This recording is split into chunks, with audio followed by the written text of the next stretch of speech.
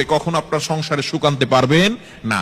একমাত্র কাজ হচ্ছে নামাজ পড়া। নামাজ 5 ওয়াক্ত নামাজের পরেই এই ছোট্ট দোয়াটি পড়তে হবে। দোয়াটি হচ্ছে ইয়া কাদিয়াল হাজাত, ইয়া কাদিয়াল হাজাত। আপনি নামাজে সালাম ফিরানোর পরে 5 ওয়াক্ত নামাজ আপনাকে পড়তে হবে। নামাজের পরে সালাম ফিরানোর পরেই আপনি আল্লাহু আকবার পড়বেন একবার, আস্তাগফিরুল্লাহ 3 বার, এরপরে আপনি পড়বেন ইয়া কাদিয়াল হাজাত, ইয়া কাদিয়াল হাজাত, ইয়া কাদিয়াল হাজাত 7 বার পড়বেন।